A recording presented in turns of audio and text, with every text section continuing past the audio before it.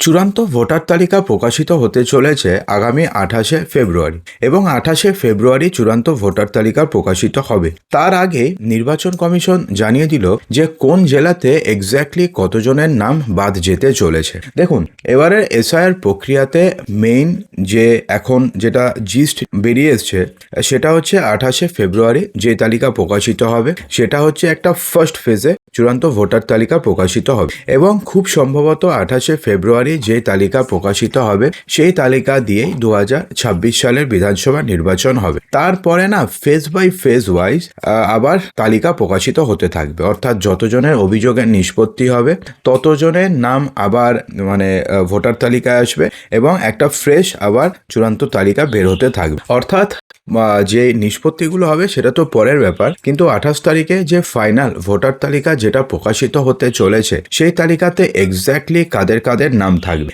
এবং কাদের কাদের নাম অলরেডি বাদ চলে গেছে এবং কতজনের নাম বাদ চলে গেছে সেই সমস্ত কিছুই জানবো। তবে তার পূর্বে বন্ধুরা, আপনারা ভিডিওটি তো দেখেন কিন্তু চ্যানেলটিকে সাবস্ক্রাইব করেন না। একটা ছোট্ট রিকোয়েস্ট, 1000 সাবস্ক্রাইবার হতে আর কয়টা সাবস্ক্রাইবার বাকি রয়েছে? আমাদের কাজে যদি আপনি সন্তুষ্ট হয়ে থাকেন অবশ্যই সাবস্ক্রাইব করে দেবেন এবং ভিডিওটিকে একটি লাইক করবেন। দেখুন বন্ধুরা, বলা হয়েছে যে ভোটার তালিকা সংশোধন প্রক্রিয়া ঘিরে বড় তথ্য এবার সামনে এনেছে নির্বাচন কমিশন। বিশেষ সংশোধন অভিযান অর্থাৎ এসআইআর প্রক্রিয়া চলাকালীন রাজ্যে অবৈধ বা অযোগ্য ভোটারের সংখ্যা বেড়ে দাঁড়িয়েছে 6,19,211 জন। দেখুন, ইতিমধ্যে 58 লক্ষ বাদ চলে গেছে ফার্স্ট ফেজে, অর্থাৎ এই 58 লক্ষের নাম তো খসড়া ভোটার তালিকাতেই আসেনি। তারা কেউ এস, কেউ ডি, অ্যাবসেন্টি, ডিলিটেড, ডেথ এবং শিফটেড ভোটারের মধ্যে পড়ার কারণে তাদের নাম তো অলরেডি বাদ চলে গেছে। এবং যেই সমস্ত প্রায় 35 লক্ষ আনম্যাপড ভোটার রয়েছে সেই সমস্ত ভোটারদের মধ্যে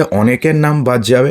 তার কারণ এমনটা খবর পাওয়া গেছে যে আনম্যাপড ভোটাররা কিন্তু এক্স্যাক্ট ডকুমেন্টস তারা দেখাতেই পারেননি, অর্থাৎ তাদের কাছে কমিশন নির্ধারিত 13টি ডকুমেন্টসের মধ্যে কোনো ডকুমেন্টসই নেই। তো সেই সমস্ত ভোটারদের নাম বাদ যাবে। এবার না এই যে সংখ্যাটি বলছে এটা মূলত লজিক্যাল ডিসক্রিপেন্সি নিয়ে। শুনানিতে ডাকা ভোটারদের নথি যাচাইয়ের পরে নির্বাচন কমিশনের আধিকারিকরা এই বিপুল সংখ্যক ভোটারদের নাম অলরেডি তালিকা থেকে বাদ দিয়ে দিয়েছে। এখনো পর্যন্ত 28 তারিখ আসেনি, এখনো পর্যন্ত সমস্ত যে ব্যাকলগ ক্লিয়ারই হয়নি, তার আগে এত নাম বাদ চলে গেল, যা রাজনৈতিক মহলে কিন্তু একটা বড়সড় বিতর্কের সৃষ্টি করেছে। এছাড়া আপনাদের কিছুদিন আগে খবর করে আমি জানিয়েছিলাম যে প্রায় 5টি জেলাতে 10 থেকে 15% ভুয়ো নথি আপলোড করা হয়েছে। কেউ আবছা ছবি আপলোড করে দিয়েছে, কেউ পেপার কাটিং আপলোড করে দিয়েছে, কেউ তো আবার সাদা পৃষ্ঠা আপলোড করে দিয়েছে। অর্থাৎ এমন অনেকগুলো হয়েছে এবং তাদের আবার পুনরায় রিভেরিফাইয়ের জন্য পাঠিয়েছে বিশেষ রোল অবজারভার। দেখুন, শুক্রবার কমিশনের যে পরিসংখ্যান সেক্ষেত্রে ভুয়ো বা অযোগ্য ভোটার চিহ্নিত হয়েছে উত্তর 24 পরগনা এবং নদিয়া জেলাতে। একাধিক ধাপে নথি যাচাইয়ের পরে এই সংখ্যাগুলো চূড়ান্ত হয়েছে বলে জানিয়েছে কমিশন। তাহলে সেক্ষেত্রে কোন জেলাতে এখনো পর্যন্ত ফাইনাল ভোটার লিস্ট প্রকাশের আগে, ফাইনাল ভোটার লিস্ট যখন প্রকাশিত হবে এই সংখ্যাটা আরও যে 10 গুণ বাড়বে না সেটা কিন্তু কেউ বলতে পারে না।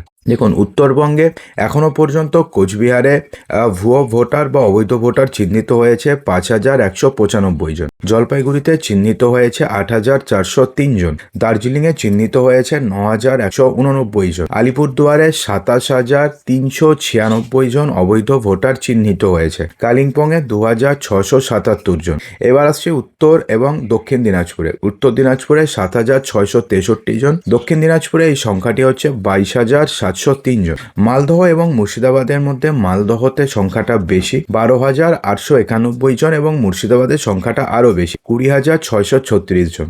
এবার দক্ষিণবঙ্গে দক্ষিণ 24 পরগনাতে সংখ্যাটা হচ্ছে 38,727 জন। এখনো পর্যন্ত কিন্তু এই সমস্ত জেলাতে পুরোপুরিভাবে যে লজিক্যাল ডিসক্রিপেন্সি কেস এখনো পর্যন্ত সবার অভিযোগের নিষ্পত্তি হয়নি। পূর্ব মেদিনীপুরে 3,976 জন, পশ্চিম মেদিনীপুরে 20,436 জন, ঝাড়গ্রামে 299 জন, পুরুলিয়াতে 3,849 জন, কলকাতা এবং সংলগ্নর মধ্যে কলকাতা দক্ষিণে 2,114 জন, কলকাতা উত্তরে 18,468 জন, হাওড়াতে 24,028 জন, হুগলিতে 36,089 জন, পশ্চিমাঞ্চল এবং রাঢ়বঙ্গের মধ্যে বাঁকুড়াতে 1,307 জন, পূর্ব বর্ধমানে 21,755 জন, পশ্চিম বর্ধমানে 21,907 জন, বীরভূমে 20,149 জন। সবচেয়ে বেশি অবৈধ ভোটার পাওয়া গেছে হচ্ছে উত্তর 24 পরগনাতে এখনো পর্যন্ত রেকর্ডেড হচ্ছে 1,88,746 জন। নদিয়াতে এই সংখ্যাটি হচ্ছে 1,06,098 জন। এবং এক্ষেত্রে না, নদিয়ার ক্ষেত্রে এখানে প্রচুর মতুয়া ভোটার রয়েছে, যাদের কিন্তু ইতিমধ্যে তাদের ভারতীয় নাগরিকত্ব দেওয়ার জন্য সিএ ক্যাম্প বসানো হয়েছে এবং স্পেশাল সিএ ক্যাম্প বসানোর নির্দেশ দিয়েছে মিনিস্ট্রি অফ হোম অ্যাফেয়ার্সের তরফ থেকে। অর্থাৎ তাদেরকে যাতে অতি দ্রুত, যত দ্রুত সম্ভব নাগরিকত্ব দেওয়া যায় সেই ব্যবস্থা এবার করতে চলেছে হোম অ্যাফেয়ার্স অর্থাৎ গৃহ মন্ত্রণালয়। কমিশনের দাবি, যাচাই প্রক্রিয়া এখনো পর্যন্ত চলছে, এখনো পর্যন্ত কিন্তু প্রচুর যাচাই বাকি রয়েছে, সমস্ত যাচাই কিন্তু শেষ হয়নি এবং ভবিষ্যতে এই সংখ্যার পরিবর্তন যে হবে তেমনটা কিন্তু বলার কোনো অপেক্ষাই রাখে না। ভোটার তালিকা সংশোধনের এই পদক্ষেপকে নির্বাচন কমিশন প্রক্রিয়া স্বচ্ছতা বৃদ্ধির উদ্যোগ হিসাবে দেখছে কমিশন। তবে রাজনৈতিক মহলে ইতিমধ্যে শুরু হয়েছে বিভিন্ন তর্ক বিতর্ক। ইতিমধ্যে জেলার যে জাজরা রয়েছেন তারা যেই সমস্ত কেস পেন্ডিং রয়েছে, লজিক্যাল ডিসক্রিপেন্সি, যেগুলো নিয়ে এখনো পর্যন্ত কোনো প্রকারের সিদ্ধান্তে আসাই যায়নি, তাদের সমস্ত কিছু এবার খতিয়ে দেখবে জেলার জাজরা। তার ইতিমধ্যে প্রায় 350 জাজকে অ্যাপয়েন্ট করা হয়েছে এবং 5 জন রিটায়ার্ড জাজকে অ্যাপয়েন্ট করা হয়েছে। তারা ইআরও নয়, এবার এরাই চূড়ান্ত সিদ্ধান্ত নেবেন এবং এই সমস্ত যেগুলো কেস এখনো পর্যন্ত পেন্ডিং রয়েছে, এখনো পর্যন্ত যাদের কোনো ডিটেলস এখনো পর্যন্ত ঠিকঠাক পাওয়াই যায়নি, অর্থাৎ যারা কোনো তথ্য আপলোডই করতে পারেনি, ভুলভাল তথ্য আপলোড করে দিয়েছে, তাদেরকে আবার শূন্য থেকে আবার হিয়ারিং করাবে, অর্থাৎ শূন্য থেকে শুরু হবে, তাদের আবার হিয়ারিং হবে, তাদের আবার খুব সম্ভবত তাদের আবার হিয়ারিংয়ে ডাকবে, আবার তাদেরকে আসতে হবে এবং এই প্রসেসগুলো চলবে হচ্ছে 28 তারিখে চূড়ান্ত ভোটার তালিকা প্রকাশ হওয়ার পরেও। অর্থাৎ যেই ভোটারদের আবার ধরুন হিয়ারিংয়ে ডাকতে পারে তাদেরকে বা তাদের নাম কিন্তু থাকবে হচ্ছে এরপরে যে সাপ্লিমেন্টারি ভোটার লিস্ট প্রকাশিত হবে সেখানে। এবং এই সাপ্লিমেন্টারি ভোটার লিস্ট যে 2026 নির্বাচনের আগে হবে তেমনটা কিন্তু বলাই যায় না, কারণ সুপ্রিম কোর্ট বলেছে 28 তারিখে লিস্ট বেরোবে, তারপরে 4-5 তারিখে যদি ইলেকশন ডিক্লেয়ার হয়ে যায়, তারপর যদি মনোনয়নপত্র একবারে দাখিল হয়ে যায়, তারপরে কিন্তু কারোর নাম আর ইনক্লুডেড হওয়ার কোনো চান্সেস নেই। তো সেক্ষেত্রে দেখা যাক কি হয়। কিন্তু আবার একটা ছোট্ট রিকোয়েস্ট বন্ধুরা, ভিডিওটিকে কিন্তু অবশ্যই লাইক করবেন, চ্যানেলটিকে সাবস্ক্রাইব করবেন। বন্ধুরা, আপনাদের একটা লাইক এবং আপনাদের একটা সাবস্ক্রাইবই কিন্তু আমাদের এত পরিশ্রমের ফল।